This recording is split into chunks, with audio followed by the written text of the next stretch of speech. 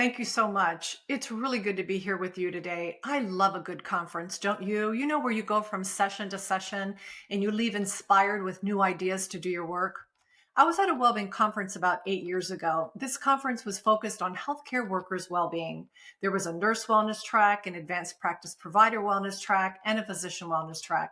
I had signed up for the physician wellness track that time. I can distinctly remember the agenda was loaded with physicians sharing their stories of burnout and turnover, how they were exiting their professions in search of a more humane line of work. Every session was focused on the severity of burnout in medicine, offering really little to no solutions. I remember there at the conference sitting there and thinking, oh my goodness, we're hearing all these stories of burnout and all of these physicians sharing how they want to leave medicine. Surely this is a well-being conference. Somebody's going to stand up and tell us how to solve the problem. But they never did. I left that conference with more compassion for physicians than ever before, but no additional tools in my toolkit to help me address the root of their pain. Up to that point, my work in well-being had been focused on supporting physician wellness by supporting their resilience. That was our focus on the world of well-being in those days. We knew we had a problem. We knew we had a problem nationally, but we didn't know how to solve it. So we did what we knew how to do. We started support groups. We began to make the connections between yoga and meditation and mindfulness. We encouraged our providers to engage in them. We focused on diet and exercise and more sleep. I remember a physician very frustrated looking at me and saying, I'm not the one that's broken. The system is, and you can't yoga me out of this. You know what? He was right. But fortunately, now we have some great evidence-based models to help guide us, such as the Stanford model of professional fulfillment that recognizes that professional fulfillment, or being well, happens when we as an organization attend not just to the personal resilience of our workers, but also that we ensure that the culture is supportive of wellness and that inefficiencies in practice that create stress and burn us out are addressed. In fact, the responsibility for being well in the workplace falls largely on the organization. Another challenge we had in the world of well-being was knowing whether or not the support we were providing was making an impact in reducing burnout. Yes, we could look at retention numbers, but the choice to stay in a difficult position is often economically driven, despite exhaustion and burnout. This has a dangerous trickle-down effect that impacts not just the well-being of the individual and their families as they practice burned out, but also on those they work with and ultimately their patients. I've worked with so many teams struggling with staff turnover due to a burned out leader. A few years ago, I was introduced to the Mayo Clinic Wellbeing Index, an online self-assessment tool that measures mental distress and well-being in just 7 to 9 questions. I loved the simplicity and the anonymity of that tool that addressed the key concerns that are barriers for taking assessments in the first place. This was a game changer for me in my work because it allowed me to obtain a baseline measurement of well-being prior to implementing any solutions, then allowed me to go back and remeasure to see the impact of the work that was done. Now well-being could be measured, and it moved from a world of intuitive interventions to data-driven solutions.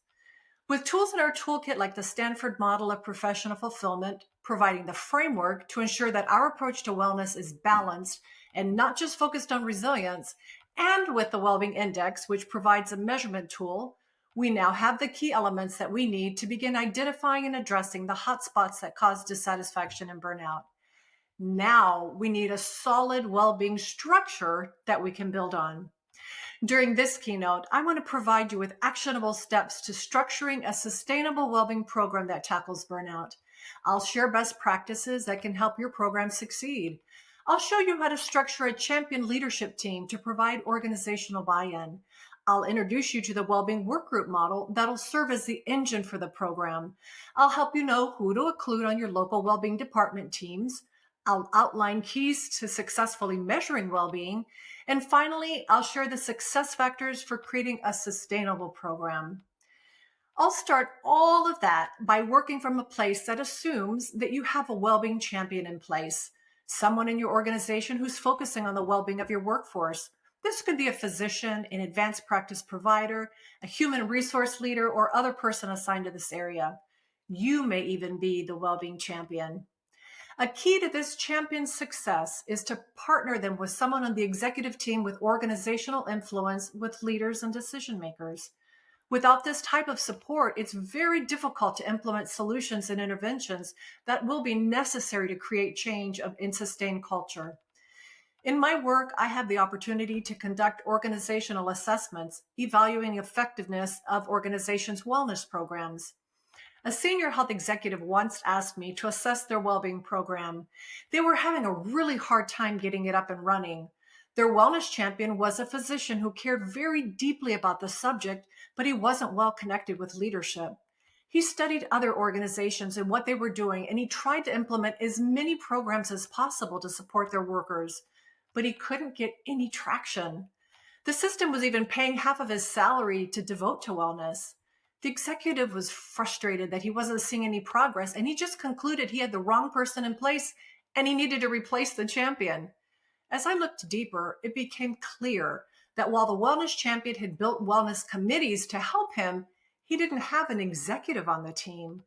Having an executive on the team, not just supportive of the team, is crucial to the program's success. This is a primary step in building a well-being structure. Another key to the leader champion's work success is to ensure that they're partnered with someone with operational skills and experience. Without an operational expert on the team, wellness efforts often default to just planning events and retreats, which, while helpful, are insufficient to address burnout. Unfortunately, the individuals who step forward to volunteer to be wellness champions often have the will to do the work, but they lack the organizational support and the operational know-how. They spend hours sitting on wellness committees trying to find ways to support their workers while their work goes unfunded and under-recognized. Knowing how to embed well-being into the organization's operations takes someone who understands operations and how to navigate that space. So rather than having a single well-being champion, placing them in a dyad or sometimes a triad model, creating a well-being champion team provides the right blend of competencies to lead the program successfully. In organizations with a chief wellness officer, the CWO can fill both the champion and the executive sponsor roles and would benefit from working with an operational dyad for support. Once the Wellbeing Champion team is in place, the next step is for them to build 3 wellbeing work groups at the organizational level, each one focusing on one of the dimensions of the Stanford model of professional fulfillment that'll address the various types of pressure points that cause dissatisfaction. These work groups will serve as an engine for the wellbeing work that needs to be done and will also support the local wellbeing teams we will be building in the next step. So if you're thinking right now, oh my goodness, I don't have the resources for all of these positions, don't worry, hiring more staff is unnecessary. These individuals already work in your organization. They lead human resources, IT, project management, behavioral health, spiritual care, EAP, leadership development, and other key departments that can implement changes in their areas of responsibility that benefit the employee well-being. So once these work groups are in place, they can then begin to identify the greatest needs and opportunities at the organizational level, and they can look for some low-hanging fruit to begin to create some wins. With the leader champion team guiding the strategy and the well-being work groups removing barriers to well-being, this will begin to remove some pressure points that cause dissatisfaction that lead to burnout. For well-being to reach deep into the culture of the organization, the well-being champions will also need to establish teams at the department level. This is done by identifying individuals in each department who are well respected by their peers and can implement solutions locally. After all, well-being is local. One department's challenges are not necessarily those of another department. We recommend that each department well-being team include a department leader and several staff members, depending on the size of the department. For some programs that are focusing on provider well-being, we recommend including a department leader and a physician and APP dyad. It's very easy to get discouraged and lose momentum and fizzle out when you're working alone. So working with these local teams and helping them to address pressure points in their departments involves more than just being their cheerleader and conducting well-being meetings. It will require developing systems of support to solve their problems and address their unique needs. So with executive leadership support, work groups in place, and local well-being teams established, The leader champion team will be ready to assess their workforce's well-being and establish a baseline assessment. Now, there are a variety of instruments that you can use to measure the well-being of your workforce. We use the Well-being Index because it's quick and easy. If it's long and cumbersome, they won't do it. It also provides resources to the participant and comprehensive reporting, tracks individual and organizational progress over time. This is really valuable because you're going to want to measure the effectiveness of your interventions. Another benefit is that it allows you to ask process improvement questions so you can begin to drill down and identify the specific needs and concerns that we call hotspots. The value of your process improvement questions will depend on what questions you choose to ask and how you word them. Do you want to know if your teams are experiencing burnout on their units? Well, that's a yes or no answer. And while the answers will be interesting, for instance, 45% of the med-surg nurses are experiencing burnout, or 25% of the surgeons are experiencing burnout, that's interesting, but it's not actionable. A better way to ask the question is, what are the top 2 factors that make your work life most difficult? Or what are 2 things that your leadership can do to improve your well-being at work? Now, the answers to these questions will equip your teams with the necessary information that will allow them to identify trends and recurring themes and help them to really drill down to specific issues and develop solutions to address them. Selecting the best measurement tool and asking the right questions is really important, but how do you get people to engage with the assessment? This is a really difficult thing.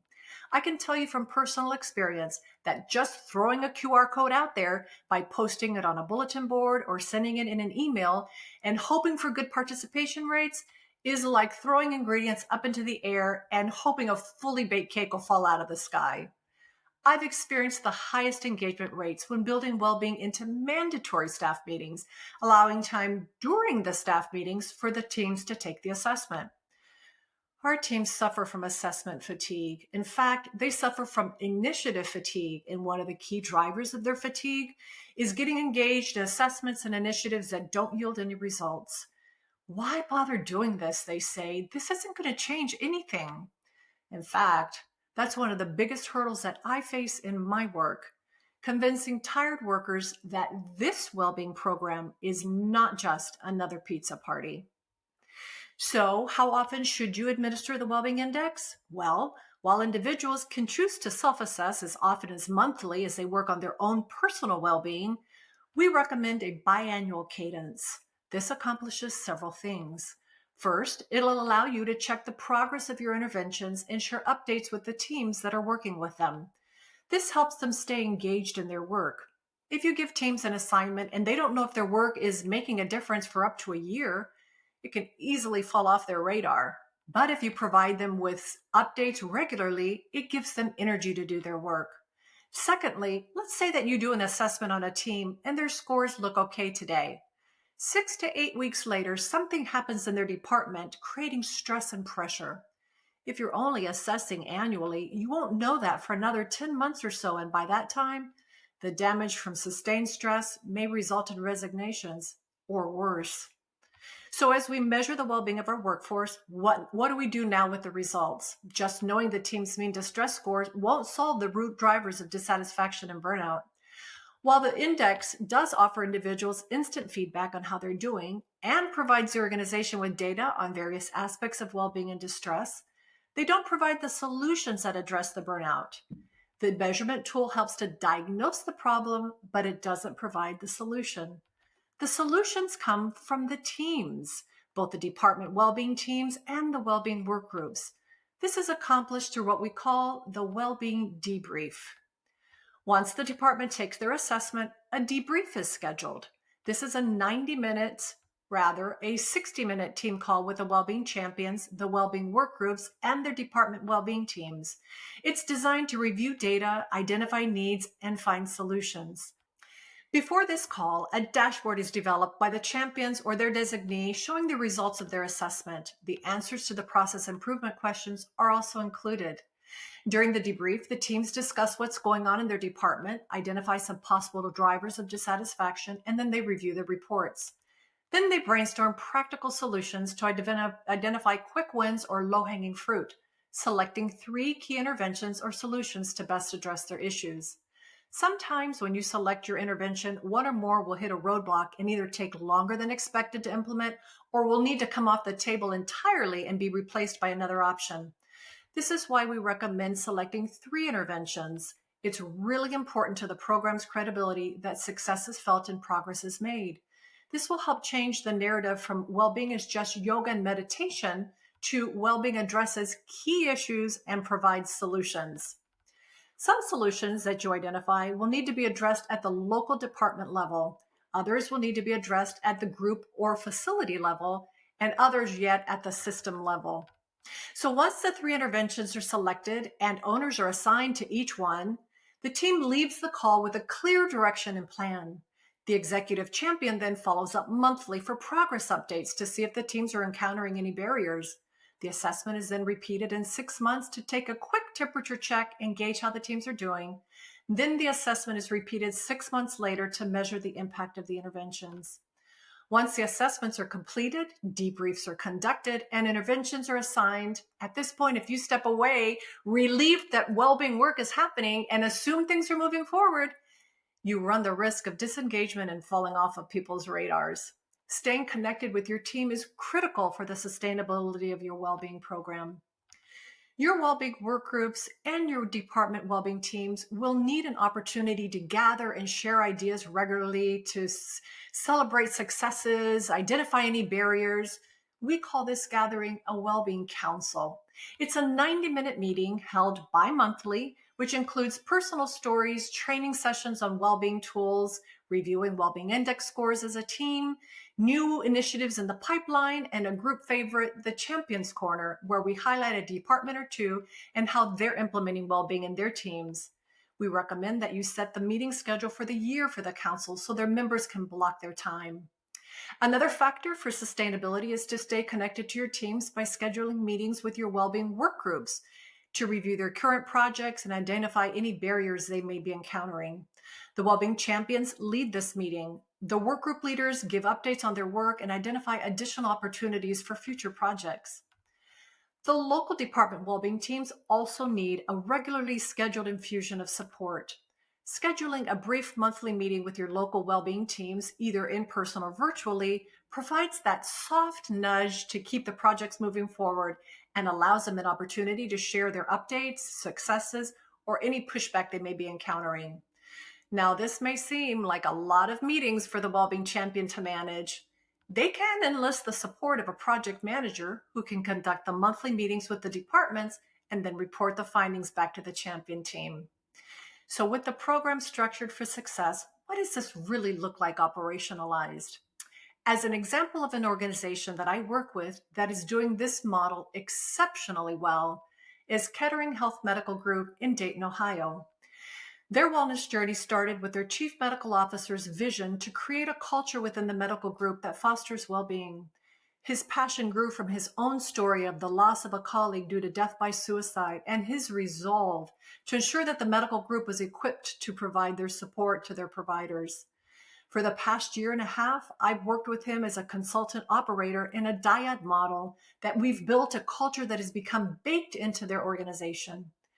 Kettering Health Medical Group has well-being teams of physicians, advanced practice providers, and directors of operation in each service line representing over 16 specialties and 800 providers. These well-being teams have chosen to participate because they believe it'll make a difference, and we as well-being leaders are compelled to ensure that it does. The medical group has been conducting well-being councils for a year now and enjoys an over 90% attendance rate with an average of 40 to 45 providers and leaders. How in the world do we get all of these physicians and advanced practice providers and leaders to engage in a 90-minute meeting every other month? They block their time. They have found it to be valuable. Also at Kettering Health Medical Group, using the Stanford model of professional fulfillment, we have built 3 work groups to support the well-being teams. Each work group focuses on one of the 3 domains of the Stanford model. So we have a culture of wellness work group, an efficiency of practice work group, and a personal resilience work group. Here's a key. The provider and operational leader work in a dyad model to support each of these work groups. Identifying the right person with the ideal competencies, not just the willingness to be involved, is crucial for the success of these groups. For example, the Culture of Wellness work group is led by the Director of Human Resources, who already has a vested interest in culture, and the Director of Behavioral Health Services, also a culture expert. The Efficiency of Practice work group is led by the Manager of Project Management, an expert at efficiency, and his physician dyad. The Personal Resilience work group is led by a mental health counselor, a resilience expert, and the Director of Advanced Practice Providers, who's highly respected and engaged. Because their domains are intentionally aligned with their competencies, each dyad team's work may sometimes intersect with their primary roles. Not only do work groups support their local department well-being teams, but they also are looking for global needs that benefit the entire medical group. For example, based on the findings of the Wellbeing Index process improvement questions, where providers expressed a need for greater appreciation, the Culture of Wellness work group has launched a physician service award program, has launched an advanced practice provider award program. They've also developed a process to standardize the compassionate response to a death of an employee or immediate family member. They've developed a specialty hospital onboarding program.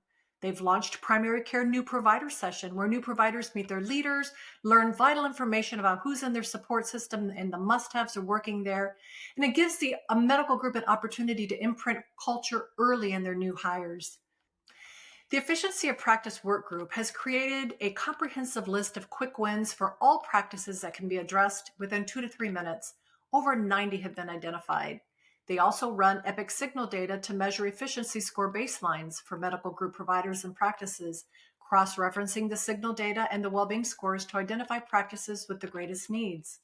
They've created a provider collaborative, a process for practice managers to submit complaints and ideas on behalf of the providers.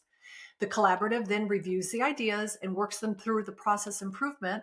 Then they launch the improvements back through monthly staff meetings. This has resulted in 157 ideas submitted and 57 improvements have been launched.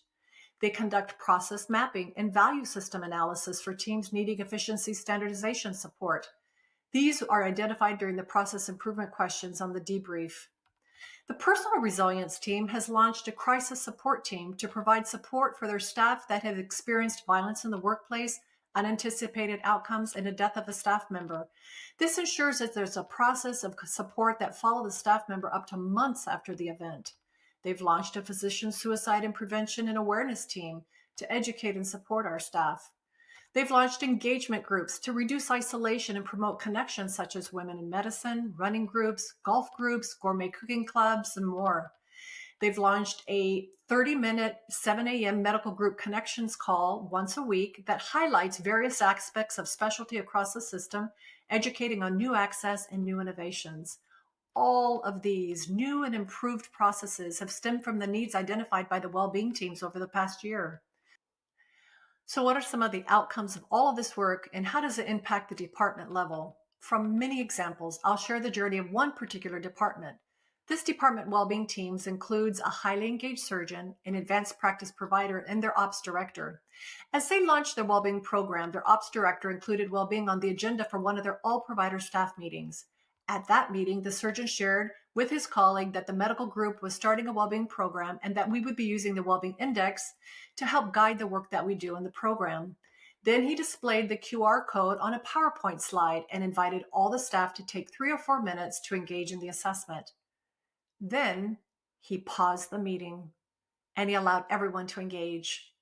All of the surgeons in that meeting took the assessment. Once the assessment was completed, we reviewed the data, created a dashboard report of findings, and scheduled their debrief. During their debrief, the results were shared that showed a high mean distress score in their department. In fact, their mean distress scores for their physicians was 5.10 with a very low standard deviation. A mean distress score of 3 or higher is correlated with a higher likelihood of depression, substance abuse, medical errors, suicidal ideation, and more. This team scored considerably above that threshold. As the team talked together during their debrief, some key stressors that were driving their scores were identified. Number one, the lack of OR accessibility was a dissatisfier for them. Number two, a lack of formal and standardized new provider orientation to the hospital was another stressor. Providers were being pulled from their work to orient their colleagues, which was impacting their productivity. Number three, there was high staff turnover in the surgical scheduling team, causing physicians and advanced practice providers to have to retrain repeatedly through what felt like a revolving door. These key drivers discussed, we identified solutions to address them. The chief medical officer and the department leader would work with the hospital leadership to make OR time more available. The culture wellness team would design a process for hospital onboarding for specialists that would standardize orientation. Then they would assign that to physician liaisons and department managers, freeing the advanced practice providers and surgeons to do their work. And number three, the chief medical officer and I would round on the department and meet with the surgical schedulers to learn why they were leaving. Based on what we found, this led to engaging the project management team and department directors of operation to identify and reduce inefficiencies in their workflow, which was stressing them out. 6 months after initiating these interventions, the department reassessed. The physician's mean distress score had dropped from 5.10 to 3.38, a significant improvement. The revolving door of staff turnover stopped. Physicians shared that they felt things were better and less stressful in their departments. This is just one example of the benefit of this type of well-being structure. If I had more time, I would tell you about the importance of building a compelling well-being report to share with your executive boards regularly so they know of the work that's being done in this space. I'd tell you how important it is to work with your marketing team to build a well-being website that serves as an informational hub where staff can access resources and find groups they can engage in. To work with recruitment to identify new hires early in the process and connect them with colleagues to help them feel integrated quickly.